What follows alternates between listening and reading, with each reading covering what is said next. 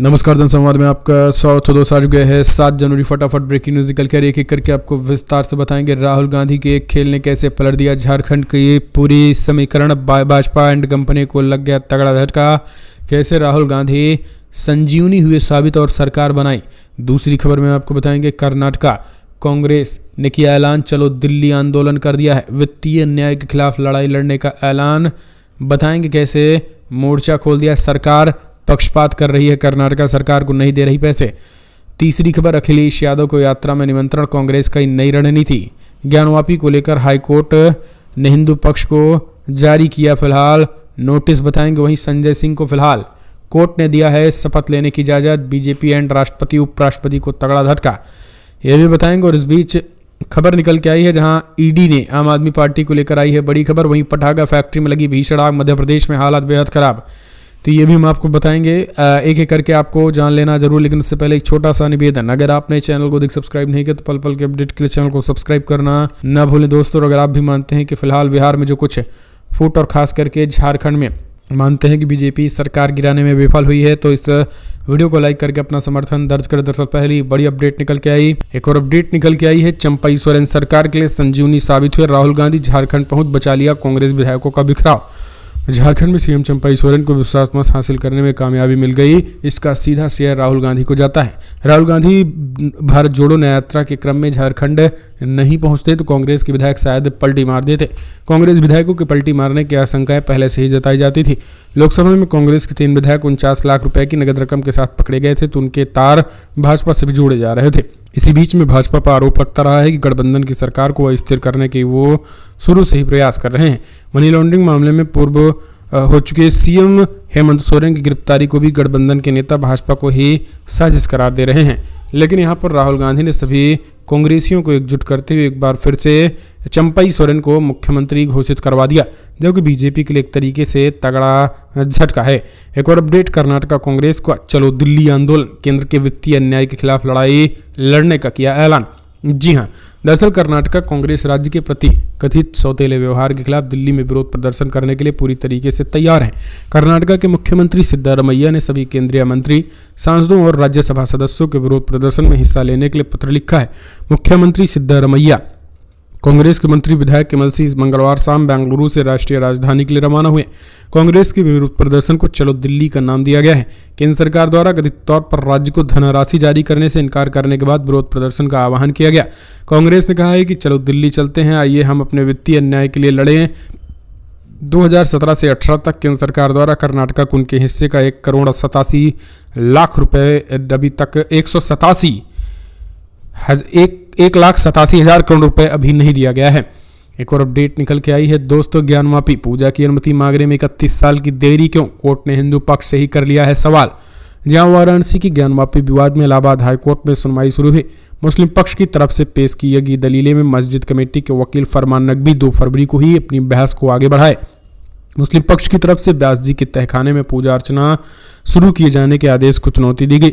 इसके अलावा जिला जज के वाराणसी के डीएम को व्यास जी के तहखाना का रिसीवर नियुक्त किए जाने के आदेश को भी चुनौती दे दी। जस्टिस रोहित रंजन अग्रवाल की सिंगल बेंच दोपहर 2 बजे से संबंधित अर्जी पर सुनवाई भी की। परिसर के बाहर सुरक्षा के पुख्ता इंतजाम भी किए गए। हिंदू पक्ष के वकील विष्णु शंकर जैन अपना पक्ष रखते हुए कहा है कि कोर्ट में बहस के दौरान तमाम ऐसी बातें की जा रही हैं जो अपील में भी नहीं। 31 जनवरी को पूजा अर्चना शुरू किए जाने के आदेश का आधार 17 जनवरी को डीएम को रिसीवर के तौर पर नियुक्त किए जाने का फैसला है, जिसे मुस्लिम पक्ष में ने चुनौती ही नहीं दी। एक और अपडेट निकल के आई, संजय सिंह को कोर्ट ने दूसरी बार सांसद के रूप में शपथ लेने की इजाजत दी। कल राष्ट्रपति ने नहीं दी थी अनुमति। दरअसल दिल्ली की एक अदालत ने मंगलवार को आम आदमी पार्टी नेता संजय सिंह को दूसरी बार पुलिस हिरासत में संसद में आने और राज्यसभा सांसद के रूप में शपथ लेने की इजाजत दे दी। एक दिन पहले उपराष्ट्रपति ने जांच का हवाला देते हुए संजय सिंह को शपथ लेने की अनुमति देने से इनकार कर दिया था। संजय सिंह को कथित उत्पाद शुल्क नीति घोटाले से जुड़े मनी लॉन्ड्रिंग मामले में गिरफ्तार किया गया था और अब पत्र दायर किया गया। राज्यसभा सभापति द्वारा सिंह को सोमवार को शपथ लेने की अनुमति नहीं दिए जाने के बाद यह घटनाक्रम सामने आया। सभापति जगदीप धनखड़ के कार्यकाल ने सूत्र में कहा था कि राज्यसभा की कार्रवाई सूचीबद्ध व्यवसाय और विनियम होती है और इसके बाद से जो है फिलहाल राव जवेनी कोर्ट पहुंचे और कोर्ट के न्यायाधीश एम के नागपाल ने मंगलवार को संजय सिंह को 8 या 9 फरवरी को संसद जाने की इजाजत दे दी है। एक और अपडेट, यूपीए के आर्थिक कुप्रबंधन पर केंद्र लगाएगा श्वेत पत्र, संसद का सत्र भी एक दिन के लिए बढ़ाया गया।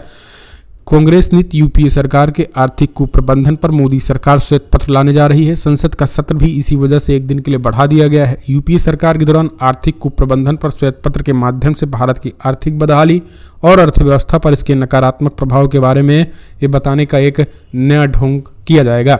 एक और अपडेट निकल के आई है दोस्तों, जहां ईडी पर आम आदमी पार्टी ने लगाया एक बेहद गंभीर आरोप, पतीसी ने भी किया बड़ा खुलासा। दिल्ली में आम आदमी पार्टी के कई नेताओं के घरों पर प्रवर्तन निदेशालय की छापेमारी चल रही। छापेमारी के बीच आम आदमी पार्टी के नेता और केजरीवाल सरकार में मंत्री अतीशी सिंह ने प्रेस कॉन्फ्रेंस से बात की और इस दौरान उन्होंने ईडी पे कई गंभीर आरोप लगाए। एक दिन पहले अतीशी ने कहा था कि वो मंगलवार को ईडी को लेकर के बड़ा खुलासा करेंगे और उन्होंने प्रेस में बात करते हुए ईडी पर बेहद ही गंभीर आरोप लगाए। अतीशी सिंह ने कहा है कि फिलहाल केस का जिक्र करते हुए कहा कि मैं आपको एक ऐसी सच्चाई बताने जा रहा हूं जिससे आपके रोंगटे खड़े हो जाएं। अतीशी ने कहा है कि जब एक आरोपी ने कुछ दिन पहले कोर्ट में एक याचिका डाली और कहा कि मुझे सीसीटीवी फुटेज चाहिए तो क्या हुआ, आरोपी ने याचिका क्यों डाली?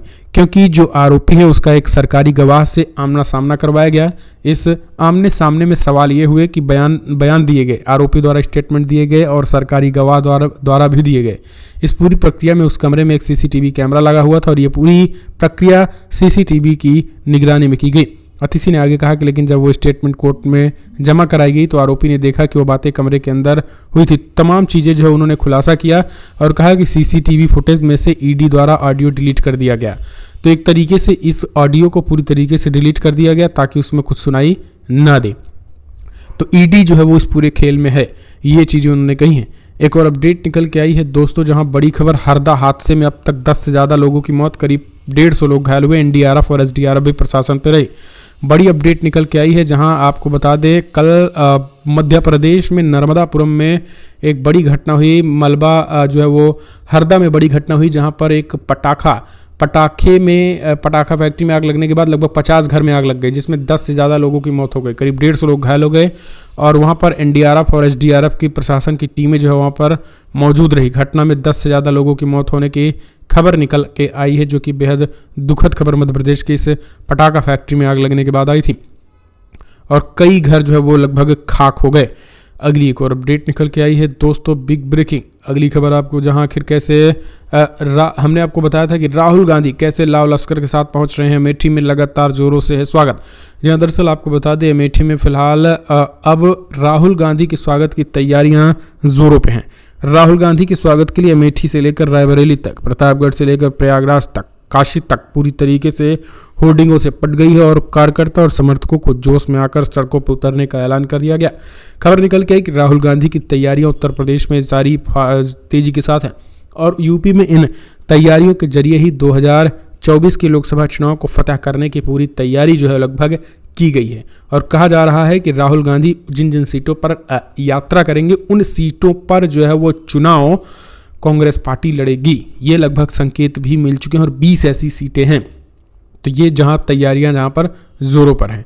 अगली एक और अपडेट, अखिलेश को यात्रा का मिला न्योता उत्तर प्रदेश में। जी हां, दरअसल आपको बता दें अखिलेश यादव को भारत जोड़ो न्याय यात्रा के लिए समाजवादी पार्टी के प्रमुख और यूपी के पूर्व मुख्यमंत्री अखिलेश यादव को न्योता दिया गया।